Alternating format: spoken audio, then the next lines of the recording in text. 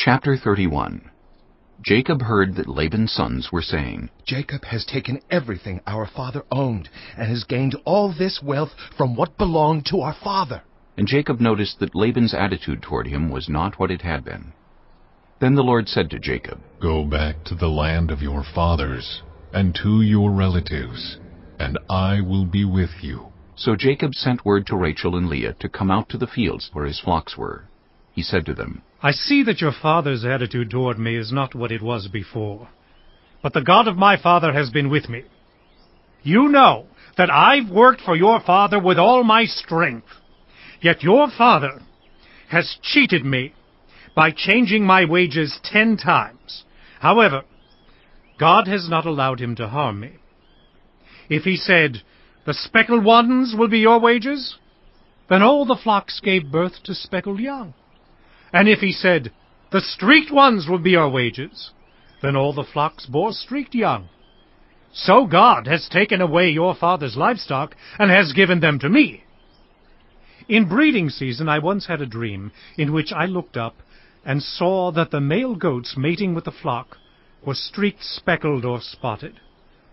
The angel of God said to me in the dream, Jacob. I answered, Here I am. And he said, Look up and see that all the male goats mating with the flock are streaked, speckled, or spotted. For I have seen all that Laban has been doing to you. I am the God of Bethel, where you anointed a pillar and where you made a vow to me. Now leave this land at once and go back to your native land. Then Rachel and Leah replied, Do we still have any share in the inheritance of our father's estate? Does he not regard us as foreigners?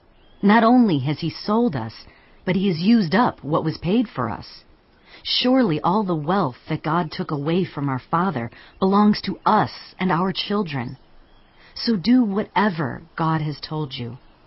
Then Jacob put his children and his wives on camels, and he drove all his livestock ahead of him, along with all the goods he had accumulated in Paddan Aram, to go to his father Isaac in the land of Canaan.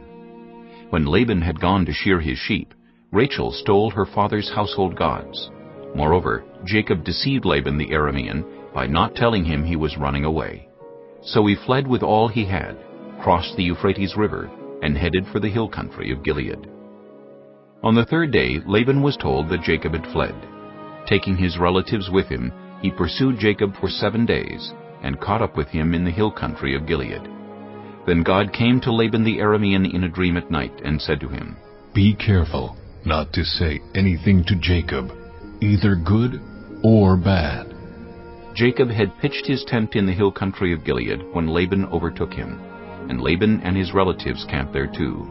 Then Laban said to Jacob, What have you done? You've deceived me, and you've carried off my daughters like captives in war. Why did you run off secretly and deceive me? Why didn't you tell me, so I could send you away with joy and singing to the music of timbrels and harps?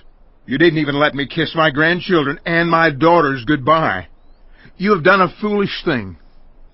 I have the power to harm you, but last night the God of your father said to me, Be careful not to say anything to Jacob, either good or bad. Now you have gone off because you long to return to your father's household. But why did you steal my gods? Jacob answered Laban, I was afraid because I thought you would take your daughters away from me by force. But if you find anyone who has your gods, that person shall not live in the presence of our relatives. See for yourself whether there is anything of yours here with me, and if so, take it. Now Jacob did not know that Rachel had stolen the gods. So Laban went into Jacob's tent, and into Leah's tent, and into the tent of the 2 female servants, but he found nothing. After he came out of Leah's tent, he entered Rachel's tent. Now Rachel had taken the household gods, and put them inside her camel saddle, and was sitting on them. Laban searched through everything in the tent, but found nothing. Rachel said to her father, Don't be angry, my lord, that I cannot stand up in your presence. I'm having my period. So he searched, but could not find the household gods. Jacob was angry, and took Laban to task. What is my crime? He asked Laban. How have I wronged you that you hunt me down? Now that you have searched through all my goods, what have you found that belongs to your household? Put it here, in front of your relatives and mine, and let them judge between the two of us. I have been with you for 20 years now. Your sheep and goats have not miscarried, nor have I eaten rams from your flocks. I did not bring you animals torn by wild beasts. I bore the loss myself. And you demanded payment from me for whatever was stolen by day or night. This was my situation. The heat consumed me in the daytime, and the cold at night, and sleep fled from my eyes. It was like this for the 20 years I was in your household. I worked for you 14 years for your 2 daughters, and 6 years for your flocks, and you changed my wages 10 times. If the God of my father, the God of Abraham, and the fear of Isaac had not been with me, you would surely have sent me away empty-handed. But God has seen my hardship, and the toil of my hands, and last night he rebuked you. Laban answered Jacob, The women are my daughters, the children are my children, and the flocks are my flocks.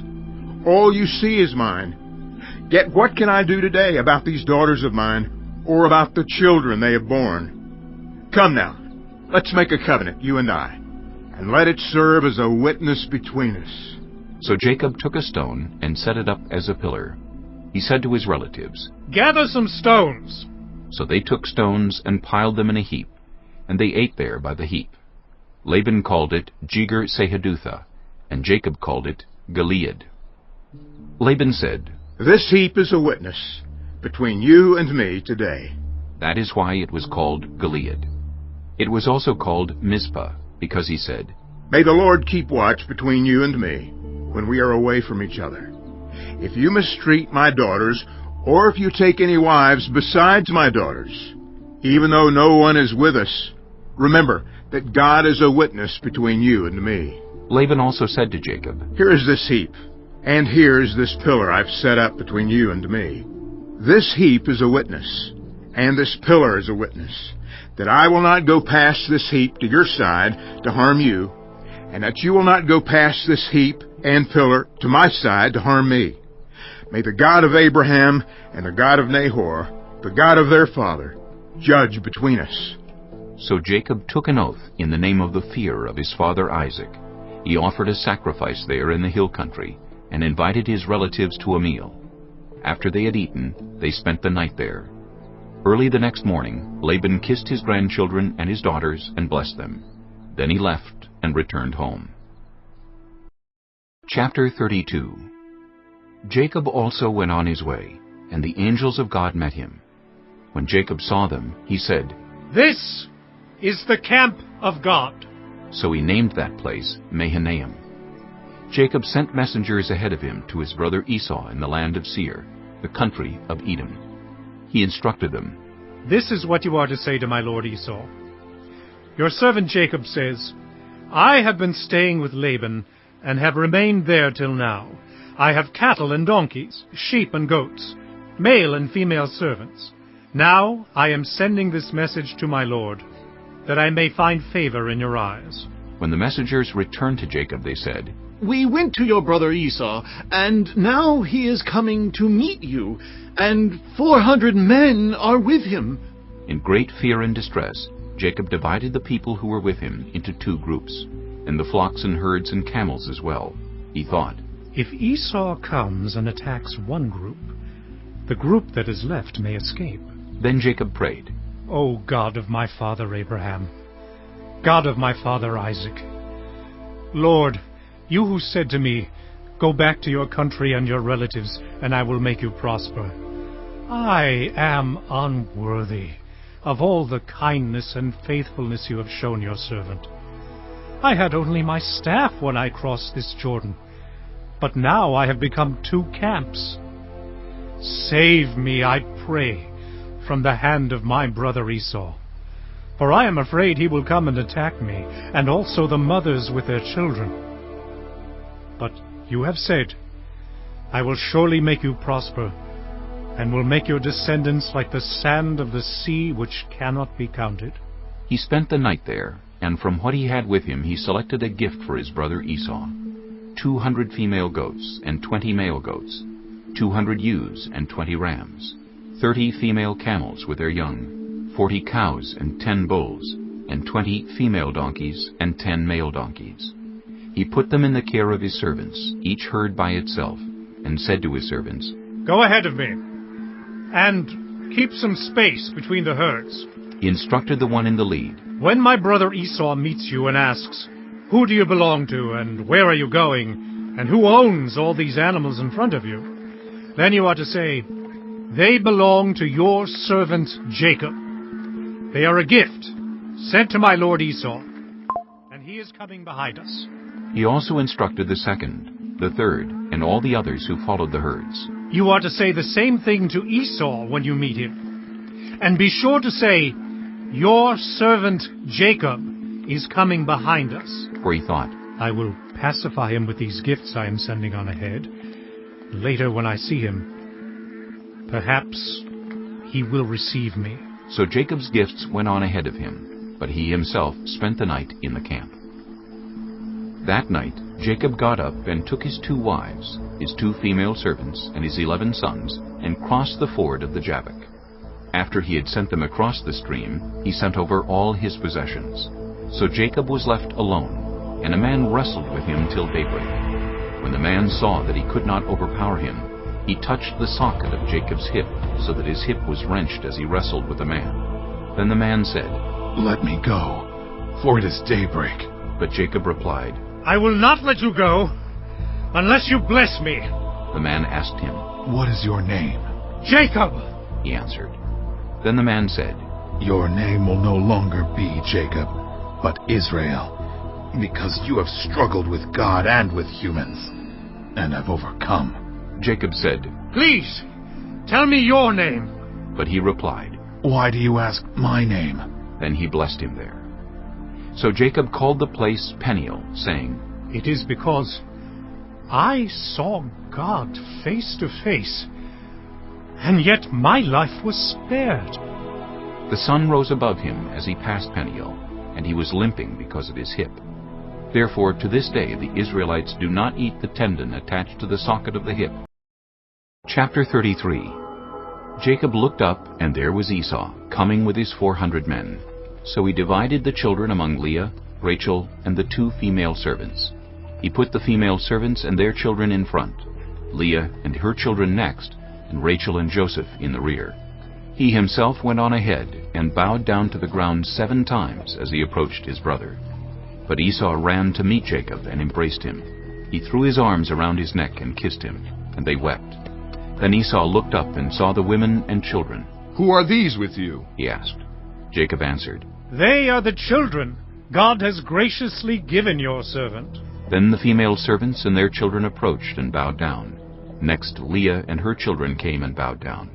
Last of all came Joseph and Rachel, and they too bowed down.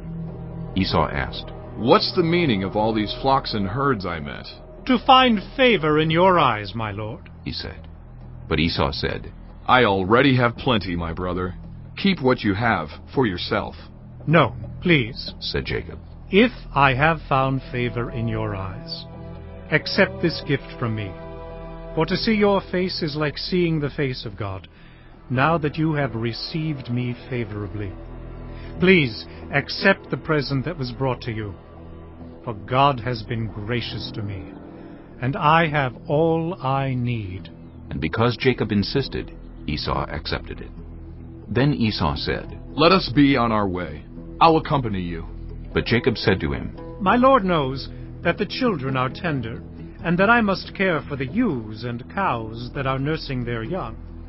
If they are driven hard just one day, all the animals will die.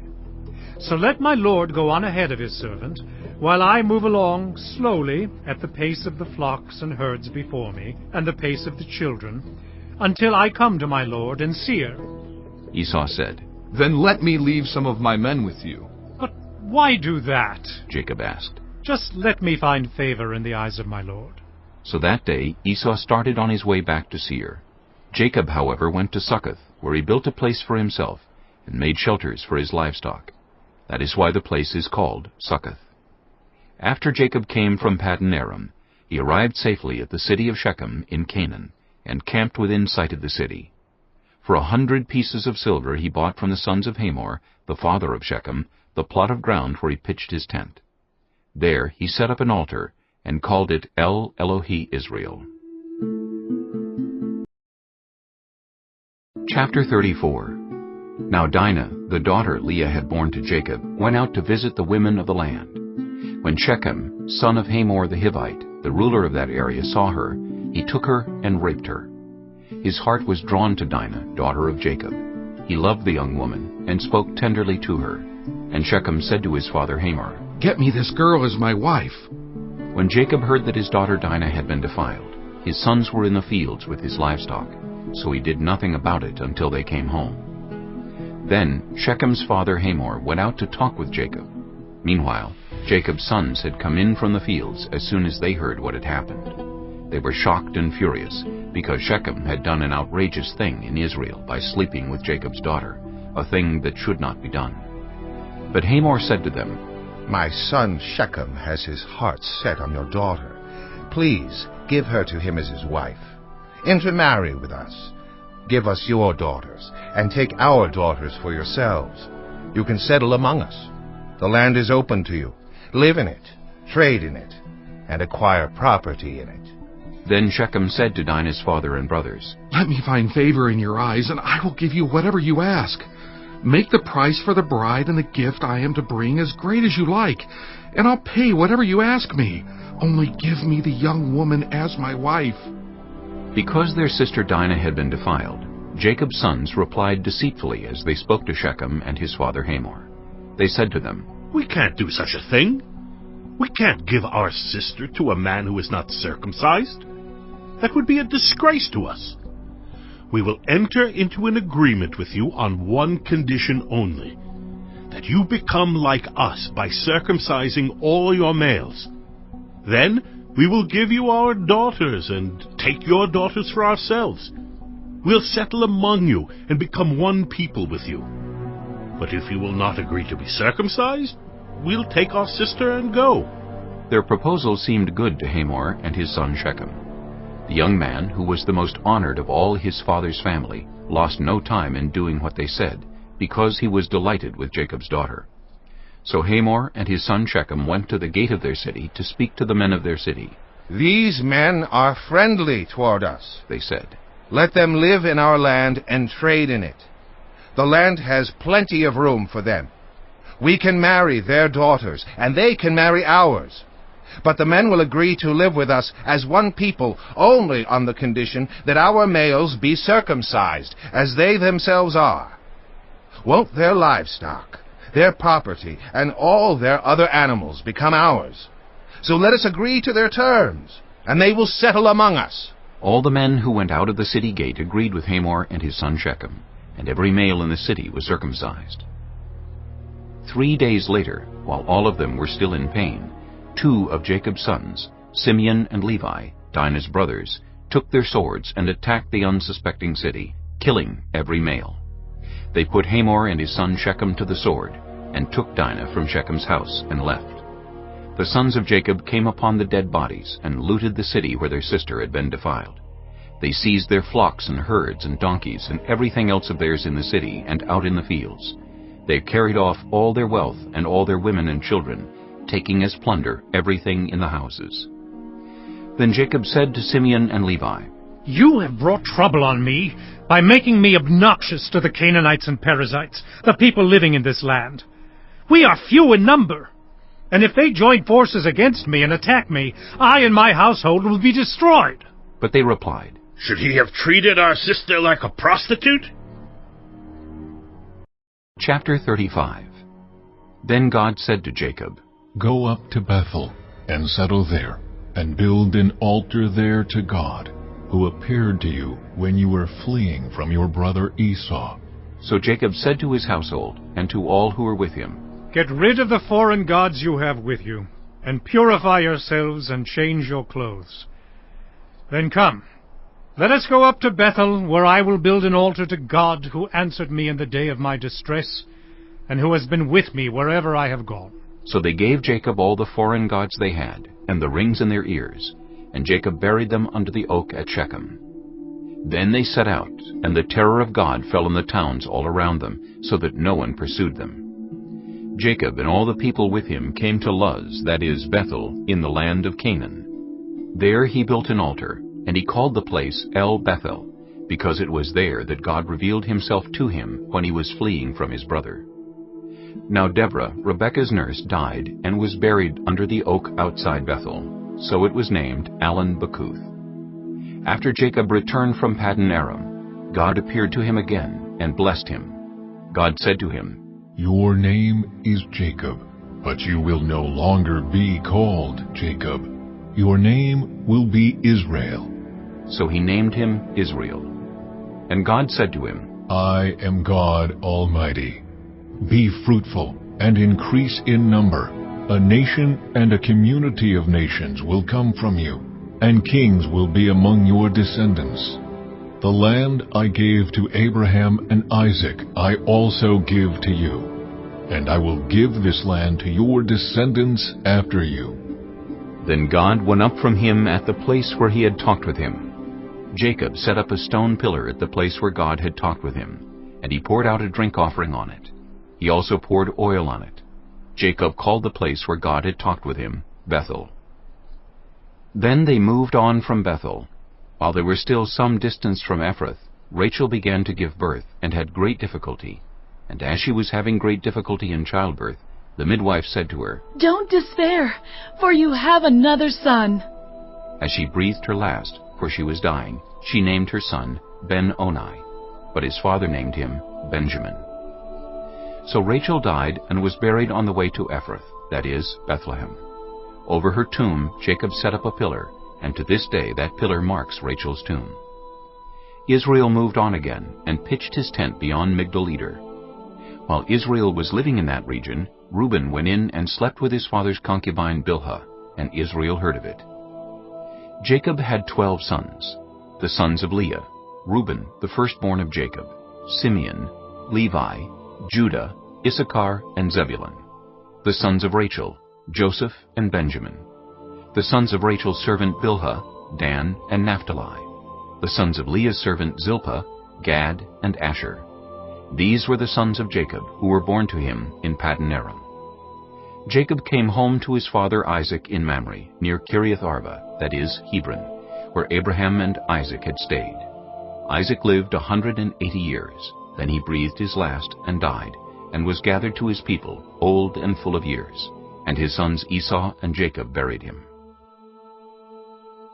Chapter 36. This is the account of the family line of Esau, that is, Edom. Esau took his wives from the women of Canaan: Adah, daughter of Elon the Hittite, and Aholibamah, daughter of Anah, and granddaughter of Zibeon the Hivite.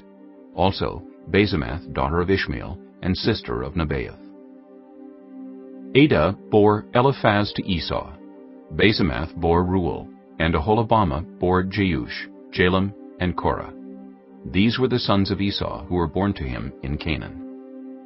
Esau took his wives and sons and daughters, and all the members of his household, as well as his livestock, and all his other animals, and all the goods he had acquired in Canaan, and moved to a land some distance from his brother Jacob. Their possessions were too great for them to remain together. The land where they were staying could not support them both because of their livestock. So Esau, that is Edom, settled in the hill country of Seir. This is the account of the family line of Esau, the father of the Edomites in the hill country of Seir. These are the names of Esau's sons: Eliphaz, the son of Esau's wife Adah, and Reuel, the son of Esau's wife Basemath. The sons of Eliphaz: Teman, Omar, Zepho, Gatam, and Kenaz.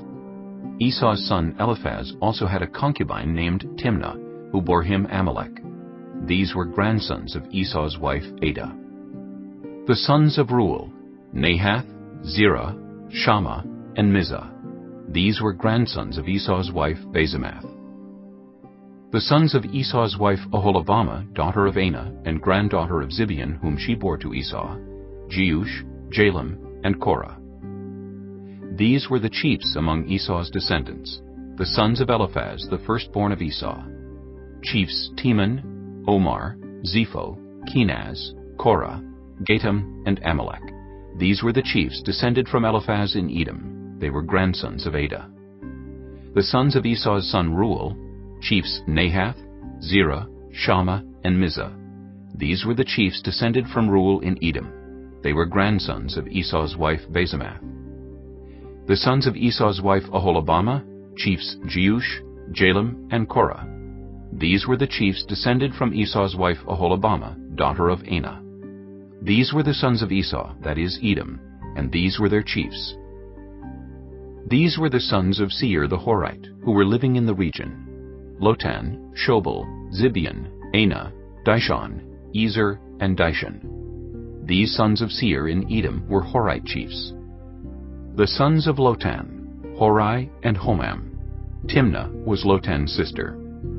The sons of Shobal, Alvan, Manahath, Ebal, Shepho, and Onam. The sons of Zibeon, Aya and Anah. This is the Anah who discovered the hot springs in the desert while he was grazing the donkeys of his father Zibeon. The children of Anah, Dishon and Aholibamah, daughter of Anah. The sons of Dishon, Hamdan, Eshban, Ithran, and Kiran. The sons of Ezer, Bilhan, Zaavan, and Achan. The sons of Dishan, Uz and Aaron. These were the Horite chiefs: Lotan, Shobal, Zibeon, Anah, Dishon, Ezer, and Dishon. These were the Horite chiefs according to their divisions in the land of Seir. These were the kings who reigned in Edom before any Israelite king reigned. Bela, son of Beor, became king of Edom. His city was named Dinhabah. When Bela died, Jobab, son of Zerah from Basra, succeeded him as king. When Jobab died, Husham from the land of the Temanites succeeded him as king. When Husham died, Hadad, son of Bedad, who defeated Midian in the country of Moab, succeeded him as king. His city was named Avith. When Hadad died, Samlah from Masrekah succeeded him as king. When Samlah died, Shaul from Rehoboth on the river succeeded him as king. When Shaul died, Baal-Hanan, son of Akbor, succeeded him as king. When Baal-Hanan, son of Akbor, died, Hadad succeeded him as king. His city was named Pau, and his wife's name was Mehetabel, daughter of Matred, the daughter of Mezahab. These were the chiefs descended from Esau by name, according to their clans and regions: Timnah, Alva, Jetheth, Aholibamah, Elah, Pinon, Kenaz, Teman, Mibzar, Magdiel, and Iram. These were the chiefs of Edom, according to their settlements in the land they occupied. This is the family line of Esau, the father of the Edomites.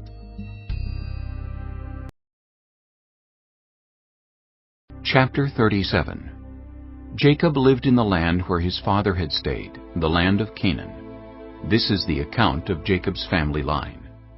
Joseph, a young man of 17, was tending the flocks with his brothers, the sons of Bilhah and the sons of Zilpah, his father's wives, and he brought their father a bad report about them. Now Israel loved Joseph more than any of his other sons, because he had been born to him in his old age, and he made an ornate robe for him. When his brothers saw that their father loved him more than any of them, they hated him, and could not speak a kind word to him. Joseph had a dream, and when he told it to his brothers, they hated him all the more. He said to them, "Listen to this dream I had. We were binding sheaves of grain out in the field when suddenly my sheaf rose and stood upright, while your sheaves gathered around mine and bowed down to it." His brothers said to him, "Do you intend to reign over us? Will you actually rule us?" And they hated him all the more because of his dream and what he had said. Then he had another dream, and he told it to his brothers. "Listen," he said, "I had another dream, and this time the sun and moon and 11 stars were bowing down to me." When he told his father as well as his brothers, his father rebuked him and said, "What is this dream you had? Will your mother and I and your brothers actually come and bow down to the ground before you?" His brothers were jealous of him, but his father kept the matter in mind. Now his brothers had gone to graze their father's flocks near Shechem, and Israel said to Joseph, "As you know, your brothers are grazing the flocks near Shechem. Come, I'm going to send you to them." "Very well," he replied. So he said to him, Go and see if all is well with your brothers and with the flocks, and bring word back to me." Then he sent him off from the valley of Hebron. When Joseph arrived at Shechem, a man found him wandering around in the fields and asked him, "What are you looking for?" He replied, "I'm looking for my brothers. Can you tell me where they are grazing their flocks?" "They have moved on from here," the man answered. "I heard them say, 'Let's go to Dothan.'" So Joseph went after his brothers and found them near Dothan. But they saw him in the distance, and before he reached them, they plotted to kill him. "Here comes that dreamer," they said to each other. "Come now, let's kill him and throw him into one of these cisterns and say that a ferocious animal devoured him. Then we'll see what comes of his dreams." When Reuben heard this, he tried to rescue him from their hands. "Let's not take his life," he said. "Don't shed any blood. Throw him into this cistern here in the wilderness, but don't lay a hand on him." Reuben said this to rescue him from them and take him back to his father. So when Joseph came to his brothers, they stripped him of his robe, the ornate robe he was wearing, and they took him and threw him into the cistern. The cistern was empty, there was no water in it. As they sat down to eat their meal, they looked up and saw a caravan of Ishmaelites coming from Gilead. Their camels were loaded with spices, balm, and myrrh, and they were on their way to take them down to Egypt. Judah said to his brothers, "What will we gain if we kill our brother and cover up his blood? Come, let's sell him to the Ishmaelites and not lay our hands on him. After all, he is our brother, our own flesh and blood." His brothers agreed. So when the Midianite merchants came by, his brothers pulled Joseph up out of the cistern and sold him for 20 shekels of silver to the Ishmaelites, who took him to Egypt. When Reuben returned to the cistern and saw that Joseph was not there, he tore his clothes. He went back to his brothers and said, "The boy isn't there. Where can I turn now?" Then they got Joseph's robe, slaughtered a goat, and dipped the robe in the blood. They took the ornate robe back to their father and said, "We found this. Examine it to see whether it is your son's robe." He recognized it and said, "It is my son's robe. Some ferocious animal has devoured him. Joseph has surely been torn to pieces." Then Jacob tore his clothes, put on sackcloth, and mourned for his son many days. All his sons and daughters came to comfort him, but he refused to be comforted. "No," he said, "I will continue to mourn until I join my son in the grave." So his father wept for him. Meanwhile, the Midianites sold Joseph in Egypt to Potiphar, one of Pharaoh's officials, the captain of the guard. Chapter 38. At that time, Judah left his brothers and went down to stay with a man of Adullam named Hira. There Judah met the daughter of a Canaanite man named Shua. He married her and made love to her. She became pregnant and gave birth to a son, who was named She conceived again and gave birth to a son and named him Onan. She gave birth to still another son and named him Shelah. It was at Chizib that she gave birth to him. Judah got a wife for his firstborn, and her name was Tamar. But Judah's firstborn, was wicked in the Lord's sight, so the Lord put him to death. Then Judah said to Onan, "Sleep with your brother's wife, and fulfill your duty to her as a brother-in-law, to raise up offspring for your brother." But Onan knew that the child would not be his, so whenever he slept with his brother's wife, he spilled his semen on the ground to keep from providing offspring for his brother. What he did was wicked in the Lord's sight, so the Lord put him to death also. Judah then said to his daughter-in-law Tamar, "Live as a widow in your father's household until my son Shelah grows up." For he thought, "He may die too, just like his brothers." So Tamar went to live in her father's household. After a long time, Judah's wife, the daughter of Shua, died. When Judah had recovered from his grief, he went up to Timnah, to the men who were shearing his sheep, and his friend Hira the Adullamite went with him. When Tamar was told, "Your father-in-law is on his way to Timnah to shear his sheep," she took off her widow's clothes, covered herself with a veil to disguise herself, and then sat down at the entrance to Enaim, which is on the road to Timnah. For she saw that, though Shelah had now grown up, she had not been given to him as his wife. When Judah saw her, he thought she was a prostitute, for she had covered her face.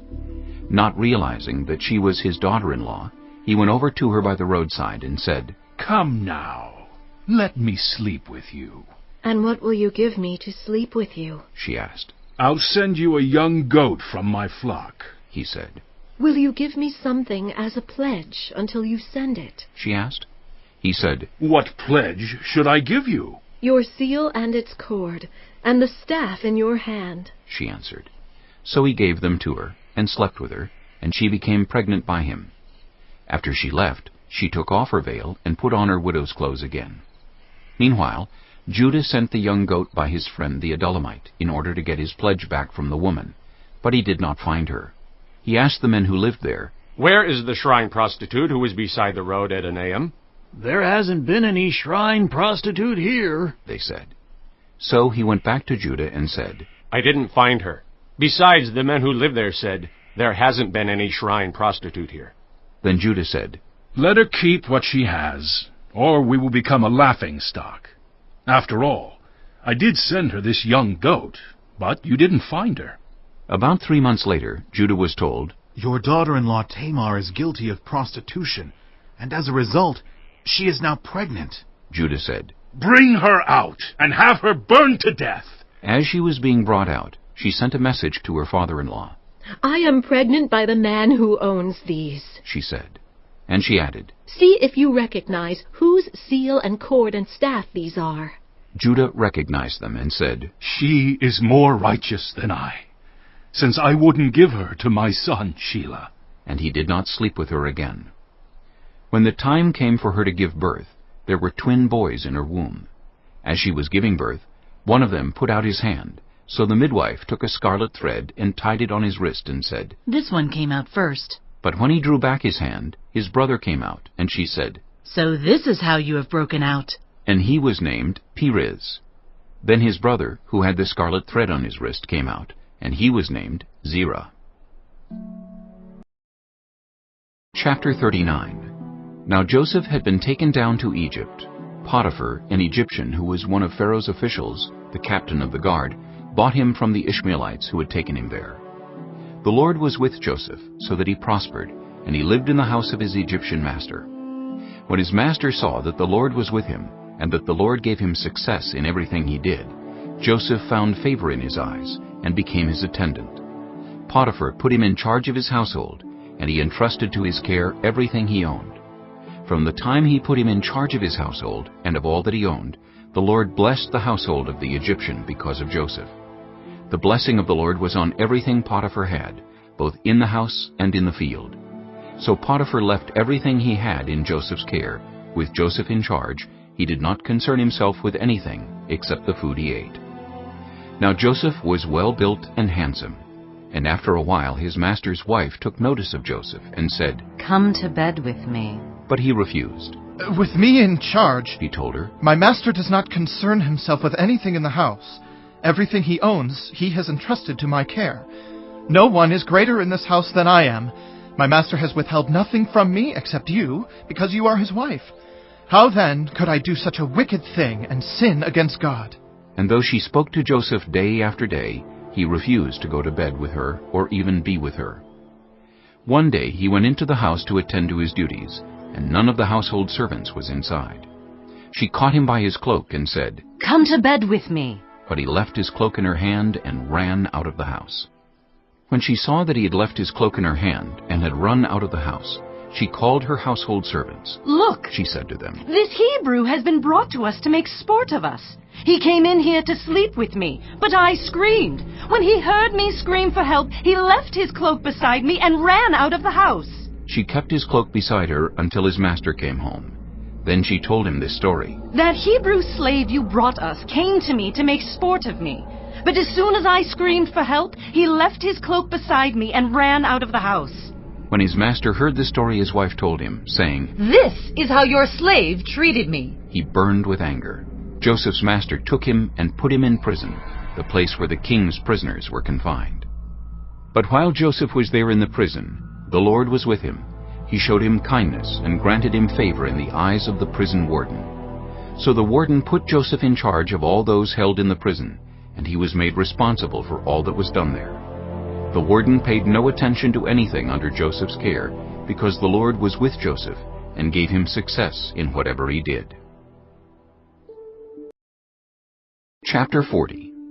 Some time later, the cupbearer and the baker of the king of Egypt offended their master, the king of Egypt. Pharaoh was angry with his two officials, the chief cupbearer and the chief baker, and put them in custody in the house of the captain of the guard, in the same prison where Joseph was confined. The captain of the guard assigned them to Joseph, and he attended them. After they had been in custody for some time, each of the two men, the cupbearer and the baker of the king of Egypt, who were being held in prison, had a dream the same night, and each dream had a meaning of its own. When Joseph came to them the next morning, he saw that they were dejected. So he asked Pharaoh's officials, who were in custody with him in his master's house, "Why do you look so sad today?" "We both had dreams," they answered, "but there is no one to interpret them." Then Joseph said to them, "Do not interpretations belong to God? Tell me your dreams." So the chief cupbearer told Joseph his dream. He said to him, "In my dream I saw a vine in front of me, and on the vine were 3 branches. As soon as it budded, it blossomed, and its clusters ripened into grapes. Pharaoh's cup was in my hand, and I took the grapes, squeezed them into Pharaoh's cup, and put the cup in his hand." "This is what it means," Joseph said to him. "The 3 branches are 3 days. Within 3 days Pharaoh will lift up your head and restore you to your position, and you will put Pharaoh's cup in his hand, just as you used to do when you were his cupbearer. But when all goes well with you, remember me and show me kindness. Mention me to Pharaoh and get me out of this prison. I was forcibly carried off from the land of the Hebrews, and even here I have done nothing to deserve being put in a dungeon." When the chief baker saw that Joseph had given a favorable interpretation, he said to Joseph, "I too had a dream. On my head were 3 baskets of bread. In the top basket were all kinds of baked goods for Pharaoh. But the birds were eating them out of the basket on my head." "This is what it means," Joseph said. "The 3 baskets are 3 days. Within 3 days, Pharaoh will lift off your head and impale your body on a pole, and the birds will eat away your flesh." Now the 3rd day was Pharaoh's birthday, and he gave a feast for all his officials. He lifted up the heads of the chief cupbearer and the chief baker in the presence of his officials. He restored the chief cupbearer to his position, so that he once again put the cup into Pharaoh's hand. But he impaled the chief baker, just as Joseph had said to them in his interpretation. The chief cupbearer, however, did not remember Joseph. He forgot him.